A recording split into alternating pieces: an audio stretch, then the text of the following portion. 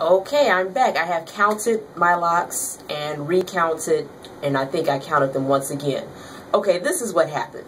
So I did the first count. Now I started off counting the first few bunches in the bathroom mirror, and then I stepped out of the bathroom and decided, well, I can count the rest of these while I watch a TV. Count and then write the number down. No, not so much. And I'm trying to remember. I think I eventually came back to the bathroom. So I added up all the numbers that I had, and I added them up with the calculator. So let's say, like 12 plus 21 plus 34, so on and so forth. Anyway, so with that first count, I got 201. And I'm thinking, I expected to be maybe off by 5 or 10, but not by 30. So I knew I need to count again. And what I decided to do, these sections, I left them the way they were, but the ones in the back, I split them up because it's easier to count from 10 or from 15 several times than, 34 or something. So with the other ones, after I did it again, I came up with 231. I hope that's accurate. I doubt I will be doing this again anytime soon, but I just wanted to share that with you for anyone else. So go ahead, band your locks. Band them all up. At first I was going to band them and then write them down. No. Band them all up and then count each group. Write that number down and do something with the group that you just counted. Do something with it to let you know that you've counted them already. So that can be either something like, let's say if you had them like that, and then once you've counted it, maybe have them straight like this. Or vice versa. Just do something so that you know that you've counted that group of locks. And don't be afraid to recount if you see fit. But I do want to discuss something that I felt when I came up with 201. And I was hung up on, I have 232 locks. I was really hung up on that number. So the thought of having only 201 was like, well, wait a minute.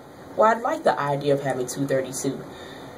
And then I had to chase that thought out of my mind and say, my hair is still my hair, no matter what the actual number is. So for that reason, I can understand why someone wouldn't recommend counting their locks. But I did the recount, and I'm almost certain that the number that I have is right. But once again, the number doesn't matter. Do you like your hair? Does it suit you? Then leave it at that. Now, another thing I want to discuss, this video is supposed to be about counting locks, but while I'm here, let's throw in a bonus thingy. Too much of a good thing.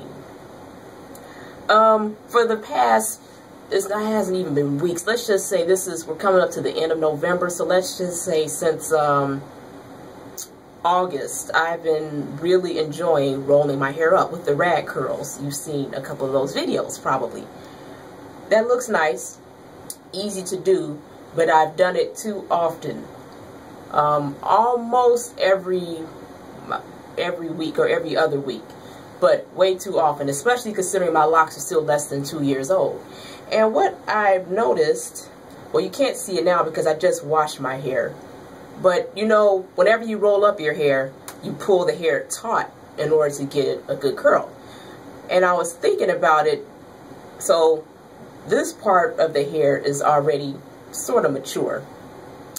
This part of the hair is still developing, going through the locking process. So as I'm pulling the hair taut, I think that's going to affect the end result of this section of hair.